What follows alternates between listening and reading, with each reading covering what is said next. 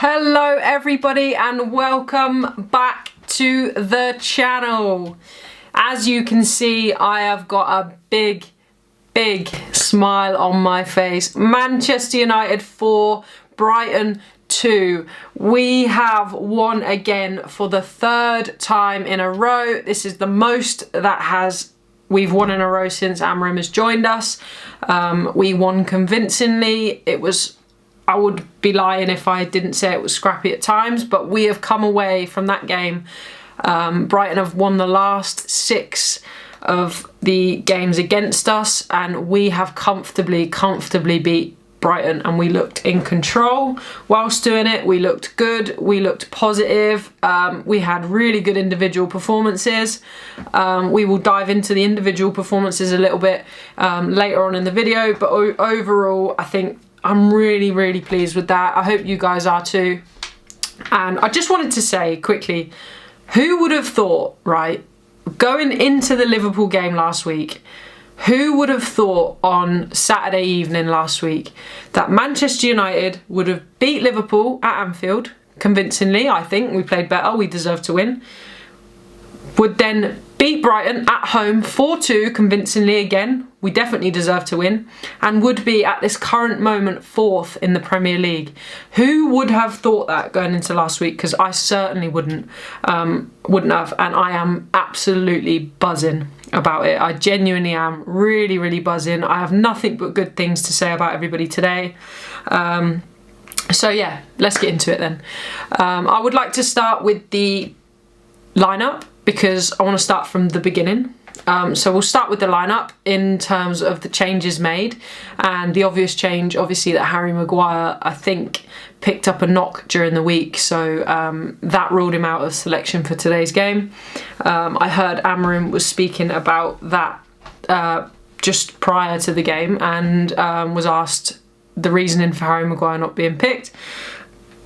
That he had obviously picked up a knock. I don't think it would have been any more than that. It wouldn't have been that he'd been completely dropped from the squad. I don't think that would have been possible after the contribution he gave us at the Liverpool game. So I hope that he gets better soon. I hope that it's not too serious, and I hope that he can manage that and come back to us quickly. But I think that Yoro was the correct selection for today's game, and Amorim assured the question asked to him that it was a different game, a more different situation, that the demand would be different, that the circumstances would be different, and that's why he picked Yoro for this game. But great selection from Amorim. We know how good Lenny Yoro is. He did really well today. He is composed, he's strong, he's quick, he can read the game perfectly. He's a dominant aerial threat, not aerial threat, but he's a dominant aerial player as well. So I'm really pleased with Yoro today. Yeah, I'm pleased with him. Obviously Dalot has kept his performance after Liverpool as well, and you all probably know by now that I am not Dalot's biggest fan, but I cannot sit here today and say that Dalot didn't do well. I think I would be doing myself an injustice. I think I would be doing you guys an injustice. I think I'd be doing Dalot a massive injustice. Dalot today did what we need Dalot to do, and that is keep it simple. I think genuinely, I think the biggest downfall of Dalot's game is the risks that he takes, and today he didn't take those risks as often, and I'm hopeful that that is because he would have analysed the game against Liverpool, and potentially we'll look on the lighter side of Dalot right now. And maybe because we all know how passionate Dalot is, maybe that's the downfall of Dalot, is that he tries to do too much. And if he just sits back and he does the simple things right, he had a great performance today, and I really can't knock him for that. So it's actually refreshing for me not to sit here and be stressed out by Dalot or to be disappointed with Dalot, because I don't want to do that. I genuinely don't want to do that, and today has actually shown me that I don't want to do that.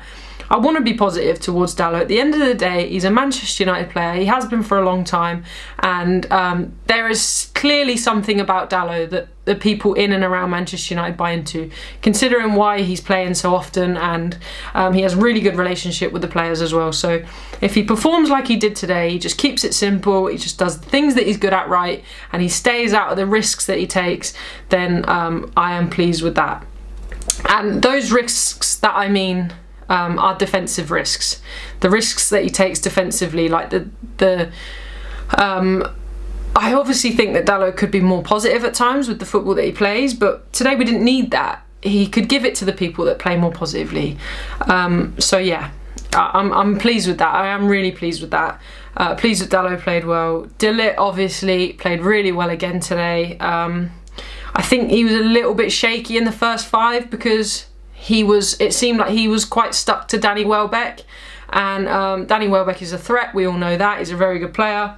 And I think maybe he caught De Ligt by a little bit of a surprise in the first 5, but De Ligt very quickly managed to adapt his game to that really well, and he kept Welbeck quiet for a lot of the game. Welbeck is a big threat in the Premier League, and he exploits a lot of teams, and he didn't manage to do that today apart from the free kick because we were dominant, we were strong, we were physical.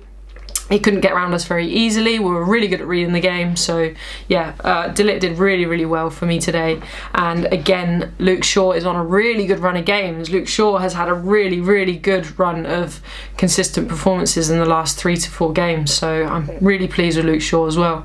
And it just feels so good, doesn't it? It just feels really good to have this. Like, I know we all know that we're capable of the odd, like, good result, but this feels different because we're so used to coming off the back of a game like, for example, when we beat Chelsea. We all know we're capable of beating a top team. We all know that. We can turn up and we can nick a win. We know that. But it's what we do after. That's always been the concern for us as fans.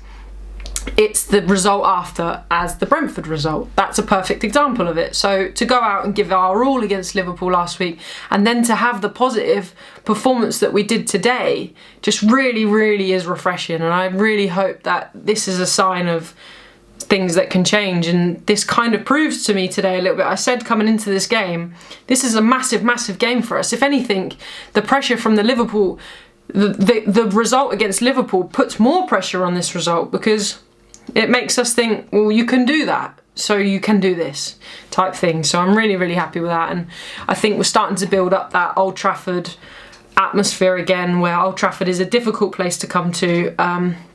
We have a really confident keeper behind us that I think people will then start second guessing. Like attackers, for example, when you know that you've got a big keeper in front of you, you're already mentally having that battle, and I feel like teams were starting to come to Old Trafford already 1-0 up mentally because they know that we don't have faith in our keeper, so they should have faith that they'll be able to beat our keeper. So again, nothing but good things to say about that today. Again, Lemons was really commanding, really strong, and unfortunate that he conceded 2 goals, but Brighton are a really good team. They are a really good team, and they're a really good attacking threat. So I'm just happy we won. I would, in an ideal world, yes, we would love a clean sheet, but at the end of the day, considering what we've been through in recent games, I don't think we can complain at all. So I'm really pleased with that as well.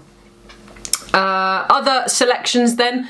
Mason Mount was dropped to the bench for Benjamin Sesko. I think was the obvious choice. I think most of us would have bet that would have happened. I think Mount did well against Liverpool. I don't think he did anything extraordinary. I don't think he did anything disappointing. I think that it was the right sub to make, in being that Sesko is our obvious out-and-out number 9. He needs that consistency as well in the run of games, and we obviously would have to adapt to Brighton being a very different team to Liverpool, and he probably would have and did have a lot more of the ball today.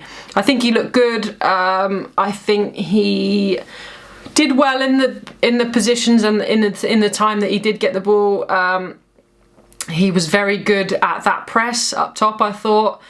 So yeah, I'm pleased with Sesko. I'm glad he was put back in for today, and yeah, I'm really pleased with his performance as well. We have the one player I do really want to talk about today, and I know that we will obviously talk about Bryan Mbeumo and Matheus Cunha. We obviously will. Don't get me wrong, we definitely will. But I really want to highlight Bruno Fernandes today. I think that Bruno Fernandes today had an absolutely brilliant game. I really do. He was phenomenal today. He was strong. He was Bruno Fernandes. It's difficult for Bruno to get into every game, especially when, more so before, when teams know that Bruno is our biggest threat. But obviously that's kind of been taken away from him now because we've got the likes of Mbeumo and Cunha, etc, Sesko, that when Bruno gets the ball in these little positions, these tight positions, he does so well at these. And he was genuinely, I cannot fault him today, I really can't fault him. He was phenomenal. That last goal, that Mbeumo's goal, Bruno took the whole of Brighton's midfield out of the game without even touching the ball. That is incredible. He really played well today, so I just want to give a massive highlight to Bruno. I don't think he always gets the plaudits he deserves, and I'm going to give that to him today because I think that he was phenomenal. He really was. I'm really pleased with Bruno. And Brian Mbeumo as well. He is just, what a hard worker he is. He is such a hard worker, isn't he? He just... I don't know whether... Potentially it's because him and Cunha have come from teams where unless you work hard, you don't get the result. Because they're slightly lesser teams, perhaps. I think that them coming in and working as hard as they do has shocked us all and can only be beneficial for the rest of the players. That, well, if these guys are given that all the time, then we need to be given that all the time. It kind of demands more from the players around them. So I think he was brilliant today, and they're both just massive threats, aren't they? They're both good on the ball, they're both good off the ball, they work incredibly hard, they always want to win, they demand a lot of the players around them, they demand a lot of the opposition as well. And yeah, I'm really pleased with the start he's had. We all know how much quality he has. Like, he's ridiculous in Mbeumo. He's quick. Like, they just ooze quality, don't they? They really do. And I'm glad that he got the 2 goals today because I feel like he really deserves that from his season so far. And I think he'll actually score a lot of goals for us this season in Mbeumo. It's clear to see that we're not just reliant on Bruno anymore. We're not just reliant on our striker. We're reliant on them all coming together, and it's finally starting to feel like we are getting some consistency with our attack as well. I don't know what you guys think. Let me know in the comments. Do you think that this is now starting to gel? Is this the occasion now where we're starting to really come alight with our attack? I feel like you could really sense that will to want to win this game today, and it feels a lot different to previous games. Like, I know it's demanding and I know it's a lot for players to come out and give 100% every week, and a lot of these players in this team, I have to say, aren't used to giving that all the time. But I can't deny that I feel like that's what they have been given in their last 2 games. And I know it's only 2 games. I know it's only Liverpool and it's only Brighton. But we need to keep going now. We need to keep building on this. We need to make this run of form worth it. We need to we're sitting 4th in the Premier League right now. Liverpool is still yet to play Brentford tonight, but currently as it stands we are sitting 4th in the Premier League. I think the start that we had to this season was massively... Obviously rival fans love that Manchester United are struggling at the moment, and Ruben Amorim has had results that are pretty tough to take, but we aren't all that bad. We genuinely aren't all that bad. We create a lot of chances. We have dangerous players. I don't think we're as bad as people make out. I don't think we're as bad as sometimes it feels. I think we've come so numb to that feeling now of when we get beat badly, it feels a lot worse than it is because we're so used to that. We're so used to these shock results that aren't really even a shock result anymore. But yeah, I'm really pleased that we're starting to put a stamp on us as a team now, and we've still got a lot on the bench that we bring in and out of the team. I think we still have work to do in terms of a midfielder to sign. It's just getting that right one now. We have to talk about Baleba as well. Baleba didn't have a good game today at all and hasn't had a good start to the season in my opinion. And I know that's kind of been, well, I don't know, but I've seen obviously that sources in and around the club that United have noticed that as well, that Baleba has had a bit of a rocky start to the season. And in terms of what we've seen today, is he the person that we should take that risk on? I don't think so. I think Mainoo come on, and Mainoo's little amount of time he had on the pitch, I think he had 25 minutes, Mainoo today. Mainoo was better than Baleba within them 25 minutes. And it was refreshing to also see Mainoo come on in the pivot with Bruno Fernandes as well. We're obviously used to that to Amorim saying that that's the change, that's the swap that he would have made, as Bruno for Mainu in that position. But it was actually Casemiro that came off for Mainu, and I think Mainu did really, really well. I think we slightly looked a little bit less organised, I would say, when Ahmad came off, and I don't particularly think it was because Ahmad was the player that was keeping us organised. I think that it's difficult for Dorgu to come in a game like that where we're probably in control of the game, and then you have to kind of adapt to that as well. But if it wasn't for that, I think difficult, because it could have been given as not a foul. The Welbeck free kick that he scored, it's difficult because I don't think it should have been a foul. I think it was soft. The ball was in not a threatening area at all. I just think perhaps it was a little bit clumsy from Dorgu. I know at that full pace that both of them were going at, it's hard to pull back out of that, but I think Dorgu should be able to sense that there's no danger there, and Lemons was going to come out and pick up that ball anyway.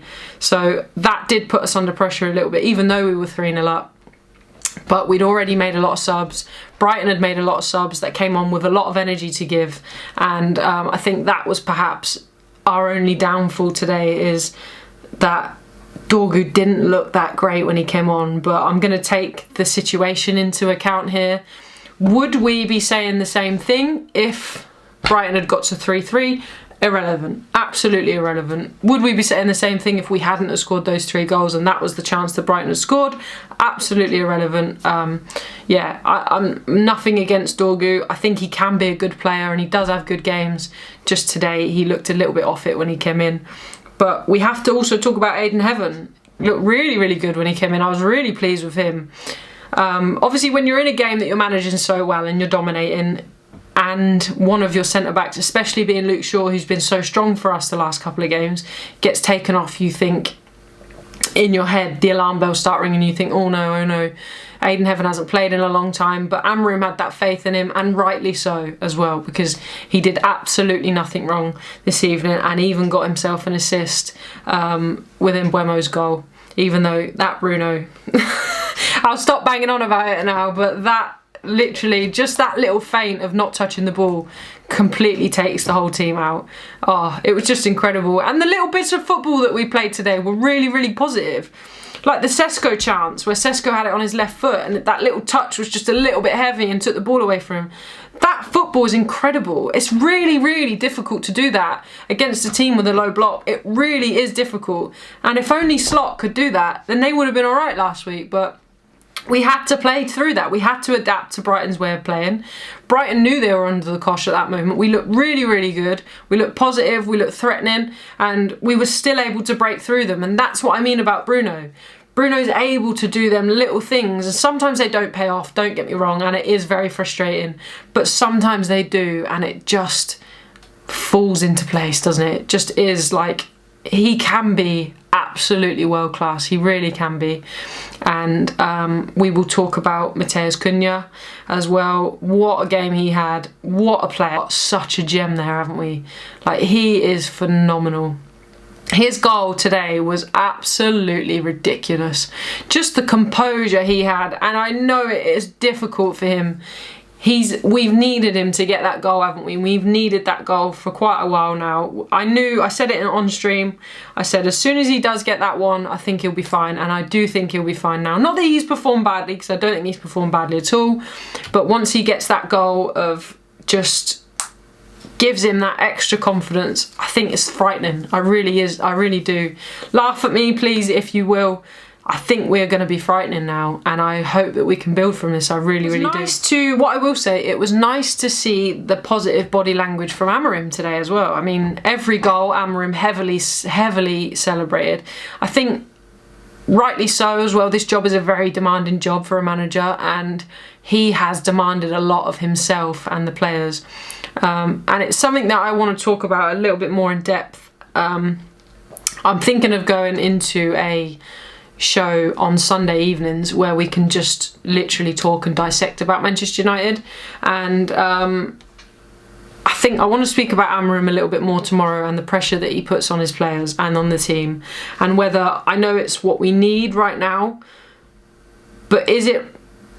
I'll talk about it tomorrow anyway. But it was nice to see him enjoy the moment and enjoy the good times that we are experiencing right now, because you have to live in the moment. You do. He hasn't spoke much about the Liverpool game. He hasn't spoke much about the criticism from Slot. He has been, I think, just that pressure that he's putting on himself is worrying at times, and I'm glad to see his body language slightly more positive. And you start to think as well, I know he demands a lot of his players, you start to think, bloody hell, is he ever going to let up? Like, is he ever going to be happy? Is he ever going to celebrate what they do? Is he ever going to, you know, like, give them a little bit of a break when they deserve it? And today I think he'll enjoy that. He'll be happy that we've got a consistent third win in a row.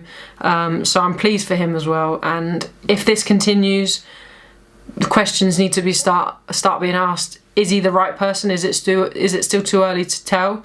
That we're not too sure, but definitely another step in the right direction today, and I'm really pleased.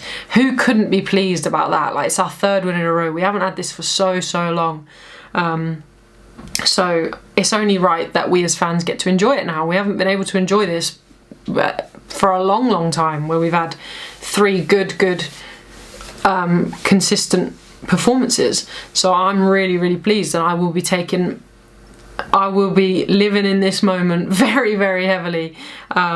We all know that, again, like I said earlier in the video, we all know that we're capable of the odd shock result against the big top 6 teams, but it's the consistency that is difficult for us to keep, and it seems like we're starting to build on that, and it seems like each game we're growing that little bit more and getting that little bit more confident and believing in not only each other but ourselves and Amrim, and the environment in Old Trafford is starting to become somewhere that's not dreaded by our players anymore, but maybe can be dreaded by other players and other teams again. Because I know last season there was a lot of talk about, I think it was when Ten Hag was in charge, there was a lot of talk about, but there's a lot of demand on the players at Old Trafford, there's a lot of pressure on them, but now they're enjoying that. It's Old Trafford, the fans in Old Trafford aren't doing that because they want to get on the players' backs, they're doing it because they know they can do better. And now they're starting to see them performances. It will all fall into place. We just need to see that hard work from them. And we need to just see that class from each and every player come out and perform like they did today, and perform as a team, and actually show that we can put our mark and we can beat these teams comfortably as well. But what I will say is this will worry me going into getting the defensive midfielder that we do need, because at the moment it seems what we're building is good, but do we want to take the risk on the wrong person and get in the wrong midfielder, which will then upset what we're creating, or potentially mean that they don't get played as much as we need them to?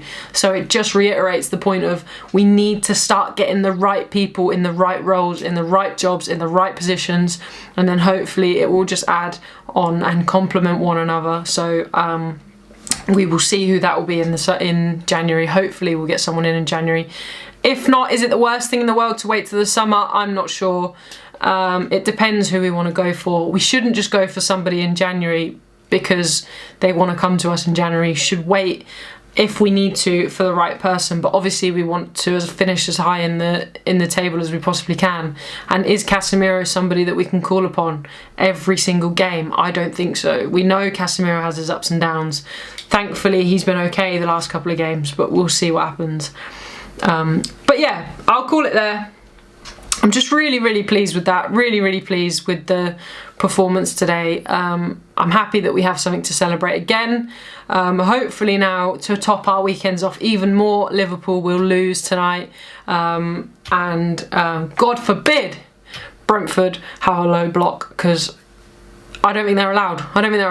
And I hope that they sent Slot their team news yesterday, so that he has time to prepare for that, because we all know that he doesn't like that when you just change your lineup, and you shouldn't be allowed to do that. So yeah, thank you guys for watching.